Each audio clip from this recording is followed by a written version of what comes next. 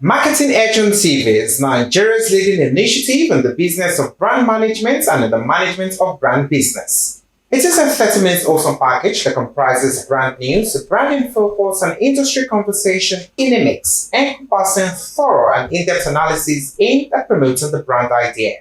My name is Babumi Agbibi. Welcome to the program. Marketing Edge on TV, promoting the brand idea. We begin with brand news, where we bring you the latest developments around brands and in the field of marketing and advertising in Nigeria and around the world.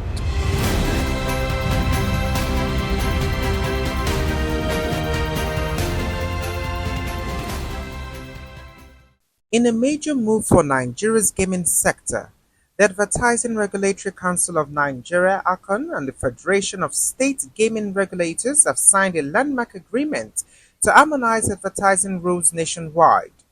The MoU, effective April 1, 2026, comes after the Supreme Court's 2024 ruling that gave states primary control over gaming regulation outside the Federal Capital Territory. The partnership aims to end fragmented rules, creating a single framework for how gaming operators promote their products across TV, digital, and other media channels. Speaking in Lagos, ACON Director General Dr. Maureen Ifada said the unified approach will prevent regulatory gaps, protect consumers, and safeguard the industry's public image. He added the agreement respects constitutional boundaries, linking federal advertising oversight with state-level gaming authority for coherent regulation. The 2026 Change Your Story workshop, sponsored by Nigeria LNG Limited, has wrapped up in Lagos with a strong call for journalists to embrace digital tools and rethink storytelling in the age of artificial intelligence. Organized in partnership with the Journalism Clinic, the 3-day training brought journalists together to learn how AI, mobile reporting, and multimedia platforms are reshaping modern journalism.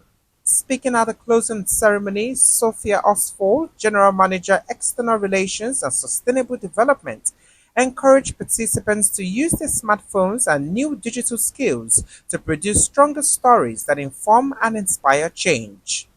Since launching in 2014, the program has trained hundreds of Nigerian journalists, helping them adapt to the fast-changing media landscape. Journalists, regulators, and industry leaders gathered in Osun State to mark World Consumer Rights Day 2026 with a strong call to strengthen consumer protection in Nigeria. The event, organized by the Brand Journalist Association of Nigeria and hosted by Right Foods Limited, focused on the need for safer products and greater transparency. Consumer advocate Shola Salakwajulo urged the adoption of artificial intelligence to help Nigerians understand and enforce their rights under the Federal Competition and Consumer Protection Act 2018. She said empowering consumers with the right information will strengthen trust in the marketplace and improve accountability among businesses. That was brand news. Next is branding focus after this break. Marketing Edge on TV, promoting the brand idea.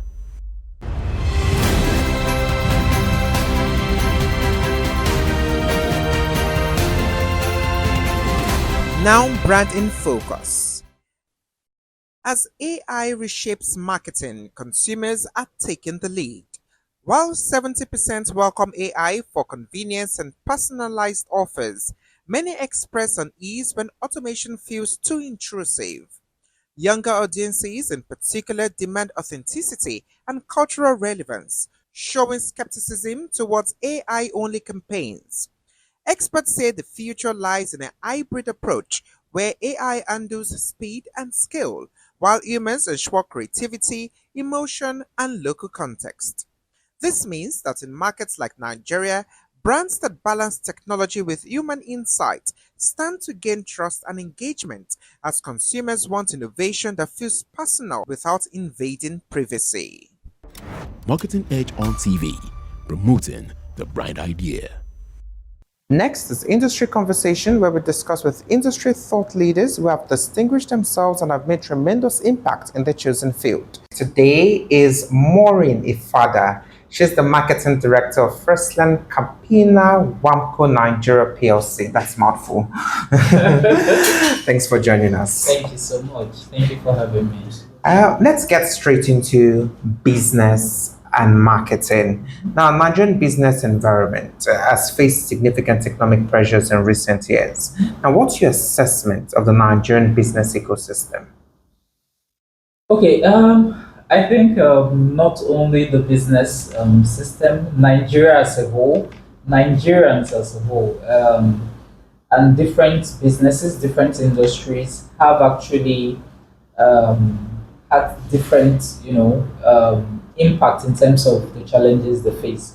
So if I use my business as an example, where we're largely import dependent, where you have a situation where the currency FX was naira was largely devalued.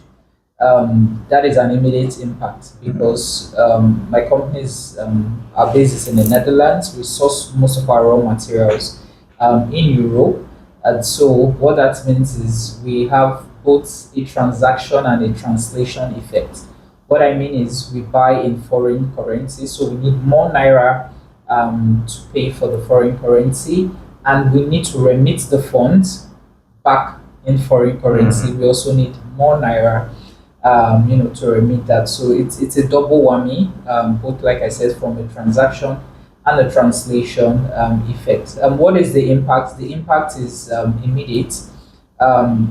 First on our bottom line, so our margins are almost completely eroded, and then of course we have to pass that pressure to the consumers. Unfortunately, you cannot pass all of it, right? I'm sure why I said not just businesses, even us, in Nigeria, and we're all here in the country when FX moved from one say 800 or so to what 1008 at one point, even 1009, and there were predictions of this getting to 2000 naira. So that was more than 100% devaluation. You cannot, increase your prices by 100%. So the immediate impact is erosion of your profits. For quite a lot of companies, they were not able to even get profits. We've heard of a lot of companies in Nigeria that closed shop,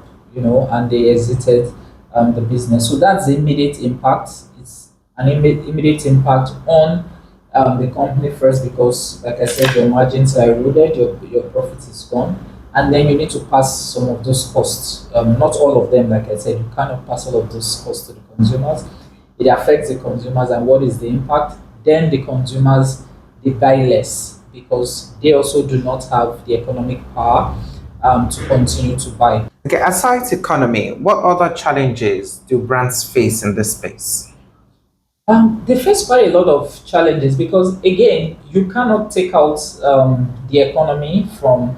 So, I think I've spoken one which is about profit, even in terms of redistribution, because we need to get our product from our factories. We're currently operating in Lagos, but we're a national brand. We need to get all our products, all across Nigeria. And then you know what the price of fuel is today.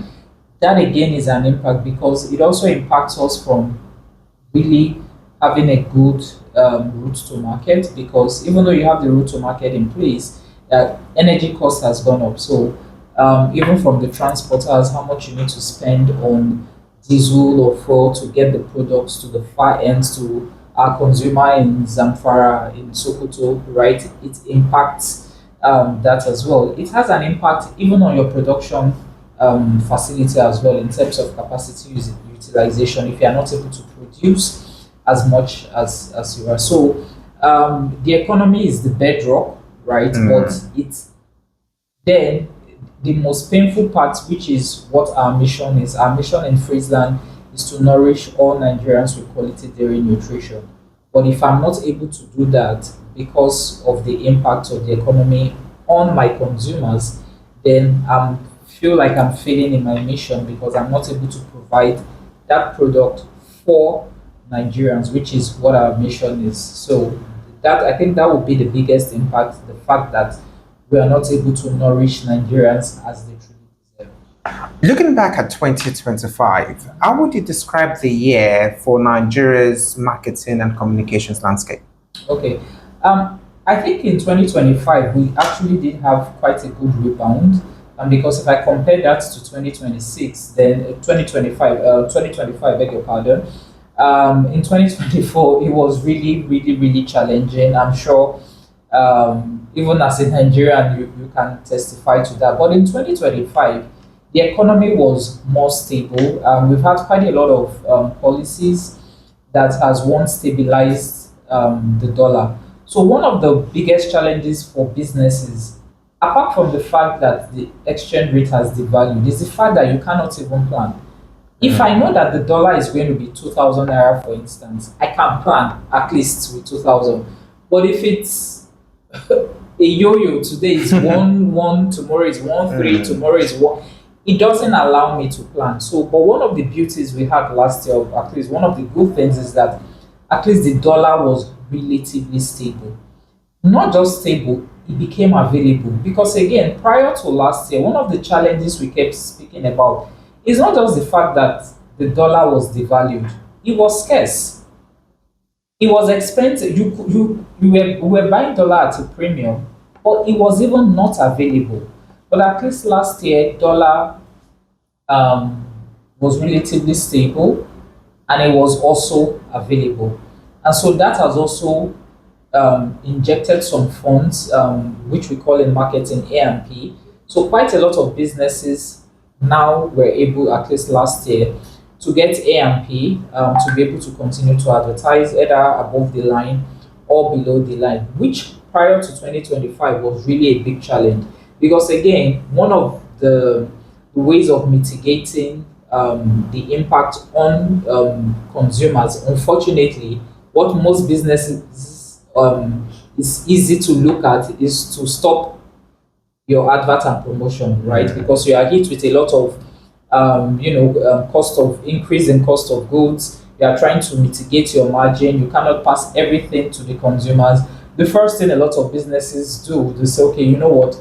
Let's put a hold on advert and promotion. But at least last year, there was a lot of rebound, and then we saw brands at least able to communicate and engage with their consumers. So last year, for me, last year was a good year, and we're hoping it continues into this year, where we have stability of the naira, where we have availability of foreign currencies, and so we are able to engage our consumers both above the line and below the line. Staying with last year, you talked about we had relative stability. So, what lessons should marketing professionals and brand custodians take away from that period?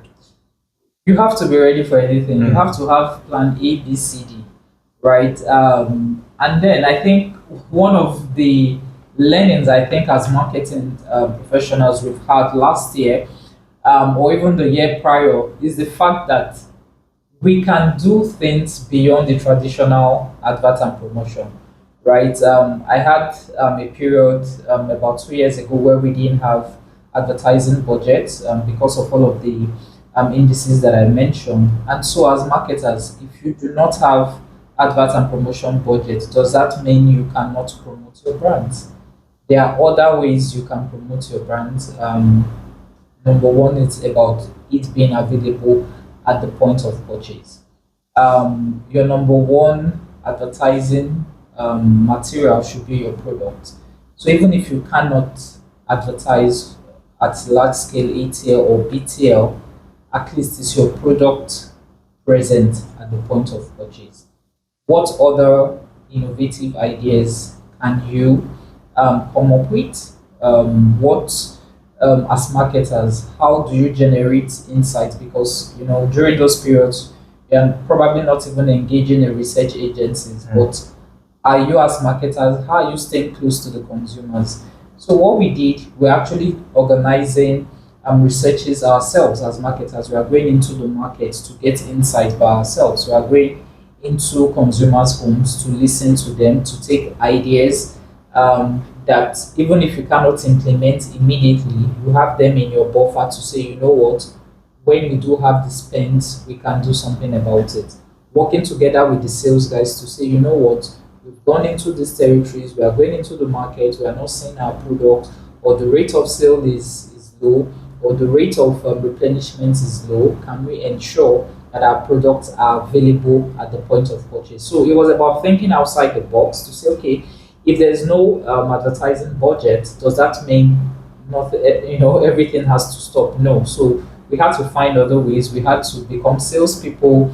We had to work with the factories. We had to stay close to the finance to understand and ensure that at least our margins are positive. What else can we do to improve our margins, supply chain, to ensure that, even if we are not advertising, to ensure that from a forecast accuracy point of view, there's enough raw materials. We are planning together with the sales team to ensure that our products are at the point of purchase. So consumer loyalty is becoming more fragile. Do you agree that for consumers to remain loyal to brands, it's becoming more difficult to sustain? To start with, I don't believe in consumer loyalty or brand loyalty. People are not loyal to brands. They are loyal to their needs at the particular point in time. There's nothing like brand loyalty. So why do we do adverts? You do adverts to put your brand in the consideration set.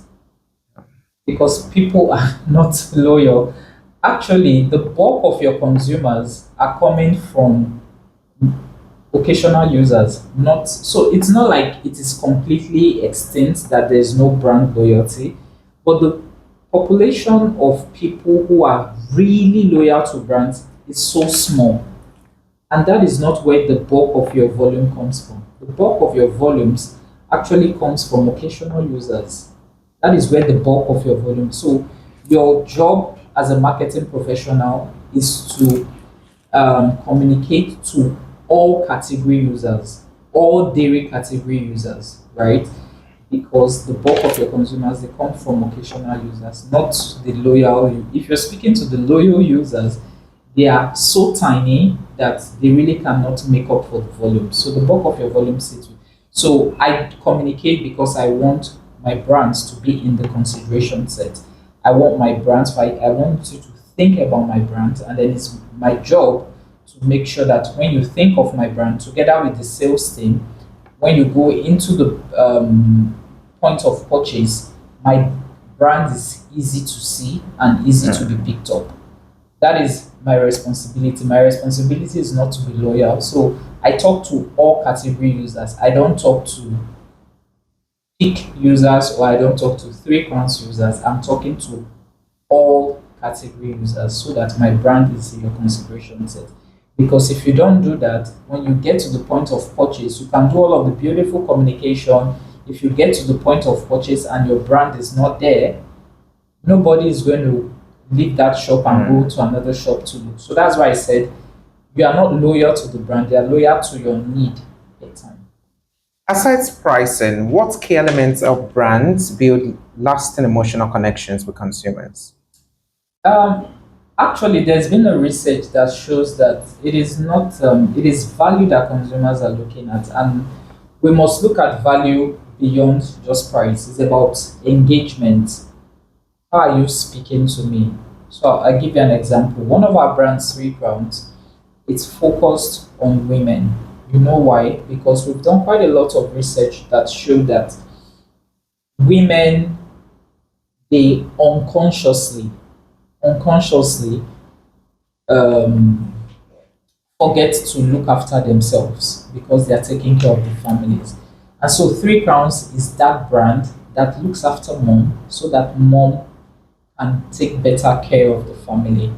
So what have we done? We've created a connection. So every time I'm communicating with mom, mom knows that I'm buying a value. I'm communicating or I'm consuming a brand that cares for my welfare. So it goes beyond the product in itself. It's about the value, it's about the emotional benefits that we're selling. So actually, price is not the number one consideration. It is actually what sort of value and what sort of engagement are you putting up as a brand. So you've talked about value, you've talked about engagement. Now, which is more important, relevance or reach? I will start with, I will say both. I say both because, like I said, as marketers, we need to look beyond the 1P of promotion. We need to look at the entire 6Ps. Like I mentioned, I can create the most beautiful campaign, I can be as relevant as I want to be. If I get to the point of purchase where that decision, the last mile decision is made, and your product is not there, in my opinion, you failed in everything you've done. So it's important that even when you're talking about reach, is it reach in terms of product availability or reach in terms of messaging? So they go hand in hand, right? I've created, that's why both mental and physical availability is the path to growth. Penetration is the path to growth. So but that's why when you're talking about penetration, I say I don't believe in loyalty because loyalty allows you to focus on only a small aspect of your consumer base. But if you talk to the entire category buyers, right, it's talking about reach.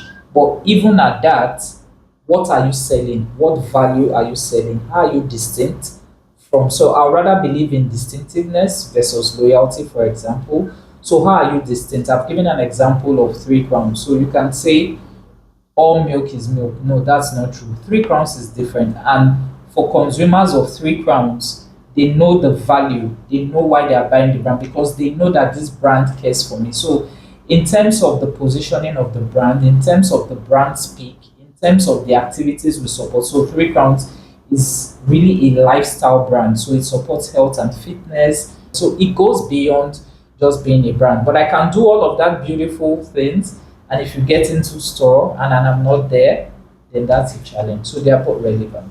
Okay, so let's come home now. Can you give us an overview of your company's portfolio and what sets it aside apart from other brands in this competitive market? Okay. So I'll start with our flagship brand, which is Peak. Peak has been in the country since 1954, so older than most of Everyone. everyone here. But it's not about age. Is Peak has remained relevant not because it's one of the oldest brands in Nigeria. It remained relevant because it has been able to continuously reinvent itself.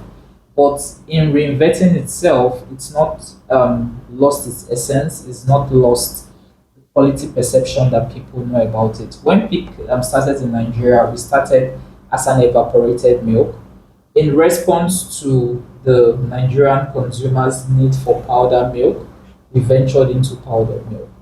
From powder milk, we started first in our big packs, but again, in understanding the needs of consumers, we now have our small packs as well, so that that drives penetration. While the big packs really drive volume.